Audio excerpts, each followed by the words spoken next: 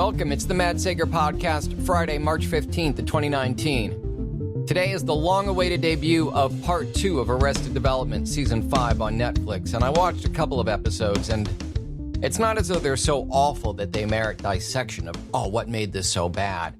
It's just a continuation of what really began with Season 4, got worse with the remixed version of Season 4, in which they tried to make it out as though they hadn't done the episodes separately, which they did because the cast at that time were so busy. Because Arrested Development, after all, had become this launching pad for all the actors' careers, they weren't able to shoot together as an ensemble. So, in the original cut of Season 4, it would be, welcome to Michael's Arrested Development. And they might do 3 episodes like that. Then welcome to Job's Arrested Development. Welcome to George Michael's Arrested Development, etc. Multiple episodes in the case of many characters that come together to tell a Rashomon-style mix-up kind of story. And it kind of worked. There were some very good performances and a couple of jokes that came off pretty good. It was not the Arrested Development you were probably hoping for, but it was a very serviceable beginning of a reboot. Then, just before the release of Season 5, a couple things happened. The first was that they released a, quote, remix of Season 4 just a few days before dropping Season 5. And the remastered version, which is the default now on Netflix, which is a real shame because it's so much worse than the original. What they did was they tried to splice these episodes together so that, A, it would look as though the characters were actually performing together when, in many cases, they weren't. They also stretched the story out, so it was like a 20 or 22 episode season of what had initially been 13 episodes, each centering on one character. So the remix was awful. And then Season 5 itself debuted, and it was the first time I've ever encountered a Netflix series that didn't debut an entire season at once. Rather, it was 8 episodes. Terribly unfunny, precipitated by yet another disaster, that of Jeffrey Tambor's alleged monstrous behavior on set. Tambor not exactly enjoying a great reputation right now, having only recently been released, especially at this time. This was all late summer 2018. He was still reeling from having been fired from the set of Transparent for reasons that,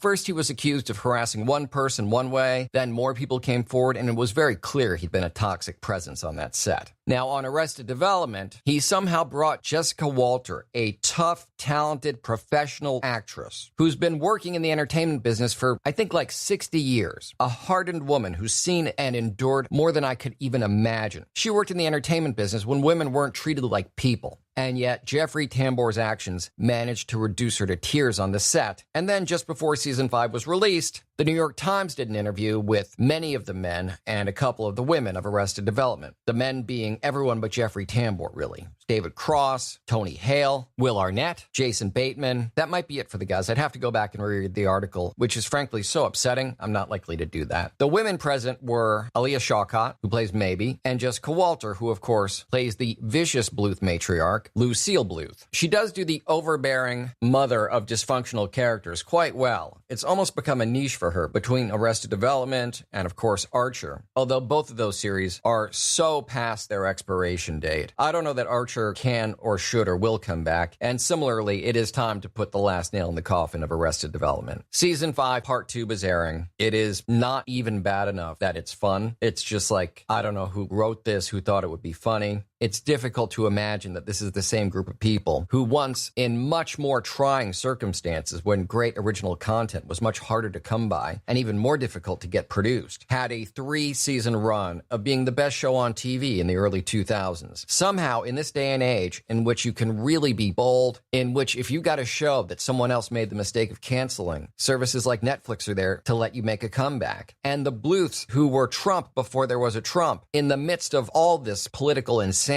somehow they're just coming up empty. I know that Mitch Hurwitz, or I've been told that Mitch Hurwitz, I've been told this by people in David Cross's camp, was basically not present on the set for some reason. That he managed to wrangle the deal with Netflix. He made the ill-advised recut, Season 4, but when it comes to actually being on set and present, being around to consult for Season 5, he was missing for long enough and for enough of these episodes that the cast and crew staged something akin to an intervention saying, Mitch, you gotta come on set. It's your show. We need your direction. But whatever he's he's going through, I wish him the best. But if what he was suffering from was a crisis of confidence, thinking that this material was not worthy of the Arrested Development name, then I have to say, very sorry, but I concur. This is an embarrassment. It's the worst possible season you could imagine of what was once the best show on TV, and I really hope that they don't even try with the season 6. This ought to be the end, and I believe it will be. I don't think Netflix has offered a season 6, and I'm not at all sure that any of the cast members would reunite, given all the aforementioned turmoil. Now, some good news tonight, news I'm very happy about. It's not usually a headline that Disney and Marvel made a smart decision, but in this case, it really is news because it follows on the heels of the stupidest decision, the worst decision that they'd ever made. It's a story of redemption. They're casting this as the redemption of James Gunn, but really, it's the redemption of Disney, who fired James Gunn, the director of the wildly original and successful Guardians of the Galaxy Volumes 1 and 2, under social media pressure from a white supremacist, a notorious white supremacist, one who made no secret of the fact that, all right, you took out one of ours. This was not long after Roseanne had been fired for saying hateful and racist things. So now we're going to take down one of yours. Yours in this case being anyone who might have, say, friends of different genders and colors and nationalities, ideologies even, you know, your SJWs. So they went after James Gunn in a way that shouldn't have worked. Gunn, who got his start working for Troma Films, a really fun company that puts out very fun movies, but that traffics in bad taste. That's sort of the brand. If you're not into it, you won't like their product. But if you are, then you're all about bad taste. And during his time at Troma,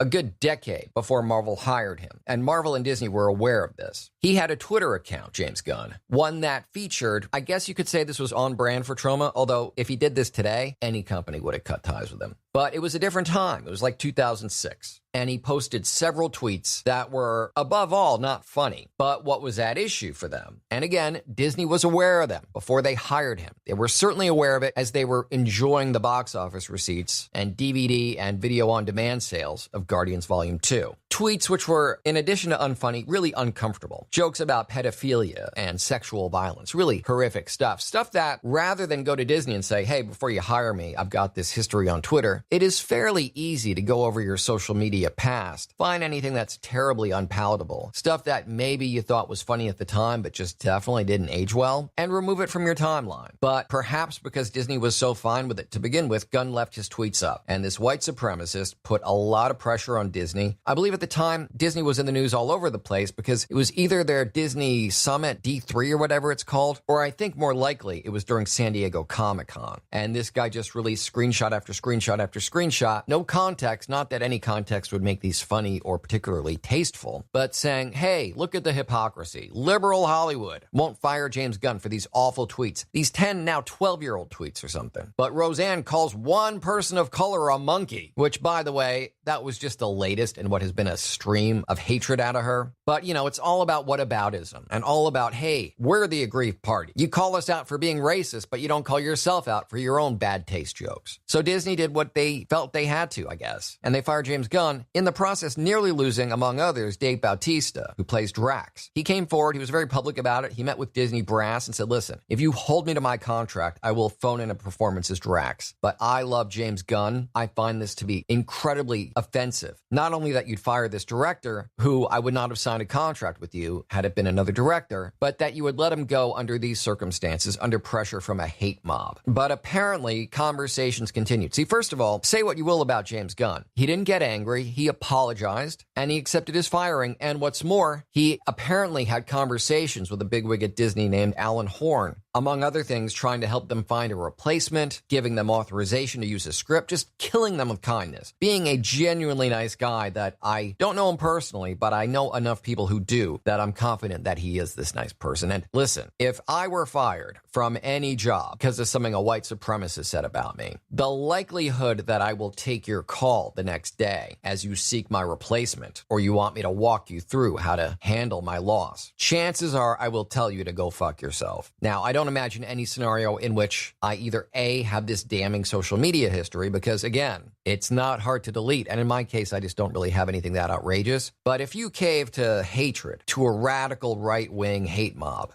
a Nazi, and you let me go, I don't care what we're doing. Don't call me. Just putting this out there right now. But James Gunn has been rehired, brought back into the fold. He is once again the director of Guardians of the Galaxy Volume 3. Now, interestingly, during this time, he couldn't stop down his career, so I actually mentioned this on a recent episode of the podcast. He was brought on by Warner Brothers DC to direct The Suicide Squad, the sequel/reboot version of Suicide Squad, which looks great. But so this right-wing hate mob, all they've done is succeed in getting him tons of work. Because first off, Marvel's loss became DC's gain. And now, this is sort of unprecedented, but this might lead the way for directors being able to work for both companies at once. Because in bringing him back, Marvel understands that Gunn has made a commitment to DC, and either concurrently or before Guardians, he's going to do the Suicide Squad. Guardians Volume 3 was on track for a 2020 release before firing Gunn, begging him for use of his script, which he gladly allowed them to do. But then twiddling their thumbs, having these dinners and conversations with him, and mulling over the morality, as if this were even a question, about whether these tweets about which they were aware from day one, before any deal was signed, whether it was right to fire him under pressure from a notorious hate group. So they understand that 2020 is probably not going to happen, especially since that's when we're expected to see the Suicide Squad, either 2020 or 2021. But regardless, congratulations all around to Marvel and Disney for admitting, tacitly at least, that they made an error in judgment, to James Gunn for being an incredibly classy guy, really living up to that mensch reputation I alluded to earlier. And this really might be a touchstone moment in comic book films, where it becomes, if not normal, certainly acceptable to be under contract to do a movie for DC, and having not signed a non-compete, be allowed to also work for Marvel. I think that would be great for all parties. Marvel's lock on all the great talent has really, I believe, contributed to what's been a rather dark period for the DC extended universe. The smartest thing that they did was bringing in James Gunn, but now Gunn will also work at Marvel. I think that the next time there's a breakout Marvel director or directors like the Russo brothers, DC would be quite smart to say, hey, listen, when you finish up Avengers 5, can we have you on board for, the next Superman movie? I think this is a win all around, and it's a defeat against hatred. So kudos. And really, congratulations to Disney, but really congratulations to Gunn. I don't know that I would be so eager to reteam, no matter how much I love the property, no matter how much I enjoyed the job, that especially if I had James Gunn money and a ton of projects lined up, and the word of a Nazi carried more weight than my loyalty and the success I delivered to your project, I do not know that I would be so amenable to a return. But again, congratulations all around, and especially to us, the fans, the people who are going to be seeing these movies. Guardians of the Galaxy Volume 3 had a big question mark over it as to how James Gunn could be replaced. He was so integral to the personality of those films. The cast so loved working with him, had become so used to his system, that really, it is to Disney's credit and also their outrageous fortune that they could get Gunn back. So my guess is we'll be seeing Guardians Volume 3 around 2022. And this also serves as proof that no matter where you get your start, be it the Toxic Avenger, I'm actually a big Troma fan, but I know that there are many film studios, I would have thought at one time Disney would be among them, in which having that on your resume might not be what you'd call a turn-on. Might be a little bit of a kind of red flag. But again, kudos to all involved. Another thing Marvel handled well, it's not quite clear why this happened in the first place, but Danai Gurira had been removed from an Avengers Endgame poster, the big one with all the cast members. They re-released it without her, which was odd. Now granted, you might say, maybe her character doesn't have that much to do in Avengers Endgame, but why was she on the poster to begin with? And then why was she removed? These questions have been unanswered. They're probably going to remain that way, but they re-released the poster, edited, so that Danai Gurira is back. Featured, if anything, a little bit more prominently this time. So Disney is capable of admitting when they make mistakes, and that's very important. In fact, you know what, Disney? If you hire me and then fire me because a Nazi urges you to, and then you ask me to come back, maybe I'll come back. But I'd like to think that, other than getting hired by Disney, that none of this stuff would be applicable to me. I don't want to find myself in the crosshairs of a hate mob anytime soon. And I would hope that if I were, that my employer would have my back. And now, having learned from the James Gunn debacle and having gotten him back, perhaps they will think these things through a bit more judiciously next time.